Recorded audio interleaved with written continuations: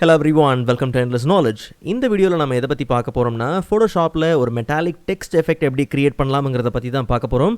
So உங்களுக்கு இந்த வீடியோவில் உள்ள கண்டென்ட் எல்லாமே புரியுதுன்னா மறக்காமல் லைக் பண்ணுங்கள். அண்ட் அதை விட ரொம்ப முக்கியம், இதை பற்றி தெரியாதவங்களுக்கு கண்டிப்பாக ஷேர் பண்ணிவிடுங்க. அண்ட் நீங்கள் இன்னுமே சேனலை சப்ஸ்கிரைப் பண்ணாமலே பார்த்துட்டு இருக்கீங்கன்னா மறக்காமல் சப்ஸ்கிரைப் பண்ணுங்கள். அண்ட் சப்ஸ்கிரைப் பண்ண கையோட பக்கத்தில் இருக்கக்கூடிய பெல் ஐக்கனை கிளிக் பண்ணி ஆல் நோட்டிஃபிகேஷன்ஸை மறக்காமல் எனேபிள் பண்ணிக்கோங்க.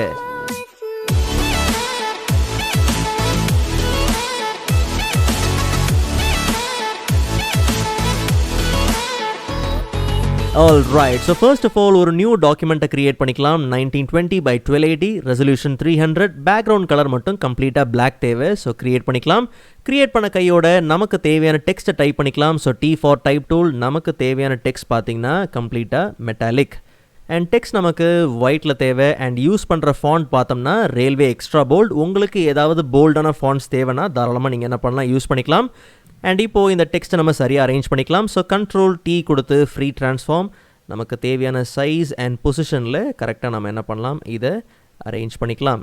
ஓகே, ஸோ ஃபர்ஸ்ட் நமக்கு அந்த மெட்டாலிக் டெக்ஸ்டர் பார்த்திங்கன்னா தேவை. ரெண்டாவது தான் மெட்டாலிக் ஸ்ட்ரக்சர் தேவை. ஸோ ஃபர்ஸ்ட் நமக்கு தேவையான அந்த டெக்ஸ்டரை நம்ம க்ரியேட் பண்ணிக்கலாம்.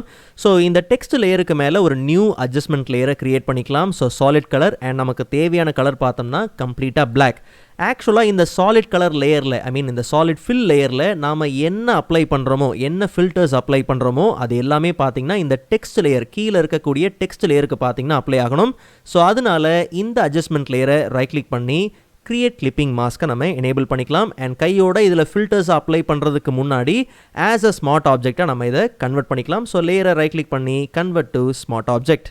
அண்ட் இப்போது ஃபில்டர் மெனுவில் நாய்ஸ், அதில் பார்த்தோம்னா ஆட் நாய்ஸ். அண்ட் நாய்ஸ் இந்த அளவுக்கு அதிகமாக இருக்கணும்னு அவசியம் இல்லை, கரெக்டாக ஒரு 65% இருந்தாலே ஓகே. அண்ட் காஷன் டிஸ்ட்ரிபியூஷன் தான் பார்த்திங்கன்னா நமக்கு தேவை. ஸோ காஷன் டிஸ்ட்ரிபியூஷன் எடுத்துக்கலாம். அண்ட் மோனோக்ரோமேட்டிக் எனேபிளில் இருக்கான்றதை செக் பண்ணிவிட்டு ஓகே கொடுத்து அப்ளை பண்ணிக்கலாம். ஆக்சுவலாக இந்த நாய்ஸ் எல்லாமே பார்த்திங்கன்னா ஒரு டைரெக்ஷனில் பார்த்திங்கன்னா பிளர் ஆகிருக்கணும். ஸோ அதனால ஃபில்டர் மெனுவில் பிளர், அதில் பார்த்தோம்னா நமக்கு தேவையானது மோஷன் பிளர். ஸோ ஃபர்ஸ்ட் நமக்கு தேவையான டிஸ்டன்ஸை கொஞ்சம் இன்க்ரீஸ் பண்ணிக்கலாம், லைக் ஒரு 45-50. அண்ட் உங்களுக்கு இந்த டிரெக்ஷன் இந்த பிளரோட டிரெக்ஷன் எப்படி உங்களுக்கு தேவையோ தாராளமாக நீங்கள் என்ன பண்ணலாம், எடுத்துக்கலாம். லெஃப்ட் ஹேண்ட் சைடில் இருக்கணுமா இல்லை ரைட் ஹேண்ட் சைடில் இருக்கணுமா, எப்படி வேணுமோ உங்களுக்கு தேவையான அந்த டிரெக்ஷனை ப்ளேஸ் பண்ணிவிட்டு ஜஸ்ட் நம்ம ஓகே கொடுத்து அப்ளை பண்ணிக்கலாம். ஸோ இப்போ நமக்கு தேவையான அந்த மெட்டாலிக் டெக்ஸ்டர் பார்த்திங்கன்னா கிடச்சாச்சு. பட் அந்த ஸ்ட்ரக்சர் ஷேடிங்ஸ் பார்த்திங்கன்னா தேவை. ஸோ அதுக்கு டெக்ஸ்ட் லேயரை செலக்ட் பண்ணிக்கலாம். ஸோ டெக்ஸ்ட் லேயரை டபுள் கிளிக் பண்ணி லேயரோட ஸ்டைலை ஓப்பன் பண்ணோம்னா அங்கே நாம் பெவல் அண்ட் எம்போஸை எனேபிள் பண்ணிக்கலாம்.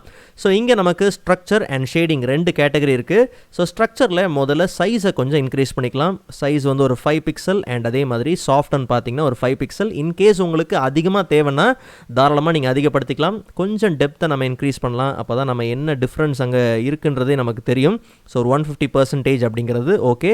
இன்கேஸ் சைஸ் கொஞ்சம் தேவைனாலும் நீங்கள் அதிகமாக எடுத்துக்கலாம். அப்போ நமக்கு ஒரு 7 or 6 அப்படிங்கிறது பார்த்திங்கன்னா ஓகே. அண்ட் நமக்கு இந்த ரிசல்ட் கொஞ்சம் வித்தியாசமாக தெரியறதுக்கான காரணம் ஸ்டைல் இன்னர் பெவலில் இருக்குது. ஸோ அதை நம்ம அவுட்டர் பெவலில் என்ன பண்ணலாம், சேஞ்ச் பண்ணிக்கலாம். அண்ட் டெக்னிக்கை சிஸ்மிலேருந்து சிசில் ஹார்டுக்கு சேஞ்ச் பண்ணிக்கலாம். ஸோ இப்போ நமக்கு நல்ல ரிசல்ட் உண்டு. ஸோ இப்போ சைஸை கொஞ்சம் கம்மி பண்ணிக்கலாம்னு நினைக்கிறேன். ஸோ ஒரு 5 அப்படிங்கிறதே ஓகே தான். ஸோ எந்த அளவுக்கு சைஸும் சாஃப்ட்னும் நிறைய டீட்டெயில்ஸை அதிகப்படுத்தும் அப்படிங்கிறத நீங்கள் தெரிஞ்சுக்கணும். அண்ட் அடுத்ததாக பார்த்தோம்னா ஷேடிங். ஸோ ஷேடிங்கில் ஹைலைட் மோடை ஸ்க்ரீன்லேருந்து நார்மலுக்கு நம்ம என்ன பண்ணலாம், சேஞ்ச் பண்ணிக்கலாம். அண்ட் ஷேடோ மோடும் ஸ்க்ரீன்லேருந்து நார்மல் இருந்தாலே ஓகே. பட் நமக்கு ஷேடோஸ் பார்த்திங்கன்னா கம்ப்ளீட்டாக கிரே கலரில் தேவை. ஸோ அதனால் ஷேடோவோட கலர் பிக்கரை ஓப்பன் பண்ணி பிளாக்கை 50% அப்படிங்கிறத சேஞ்ச் பண்ணோம்னா நமக்கு அப்போது கிரே கிடைக்கும். ஸோ கிரே எடுத்துக்கலாம். அண்ட் உங்களுக்கு அந்த ஷேடிங் எப்படி வேணுமோ தாராளமாக நீங்கள் எடுத்துக்கலாம். ஸோ உங்களுக்கு எந்த ஆங்கிளில் அந்த ஷேடிங் வேணும், எந்த ஆங்கிள் அண்ட் ஆல்டிடியூட்டில் தேவையோ தாராளமாக நீங்கள் என்ன பண்ணலாம், எடுத்துக்கலாம். ஸோ நமக்கு ஒரு 32 அண்ட் அதே மாதிரி ஒரு 37 அப்படி இருந்தாலே பார்த்திங்கன்னா ஓகே. அண்ட் இன்னும் கொஞ்சம் அந்த ஷேடிங் கிளாஸியாக இருந்தால் நல்லாயிருக்கும். ஸோ அப்போ கிளாஸ் கான்டர் எடுத்துக்கலாம். ஸோ அதில் லீனியருக்கு பதிலாக ரிங் என்ன பண்ணலாம், சேஞ்ச் பண்ணிக்கலாம். ஸோ அப்போ நமக்கு அந்த கிளாஸினஸ் பார்த்திங்கன்னா நல்லாவே உண்டு. ஸோ இப்போ கடைசியாக நம்ம என்ன பண்ணலாம்னா கிரேடியன்ட் ஓவர்லே அப்ளை பண்ணிக்கலாம். ஸோ இதுவே பார்த்திங்கன்னா ஓகே. இல்லை உங்களுக்கு அந்த ஷேட் வேணும் அப்படிங்கிற பட்சத்தில் கிரேடியன்ட் ஓவர்லே.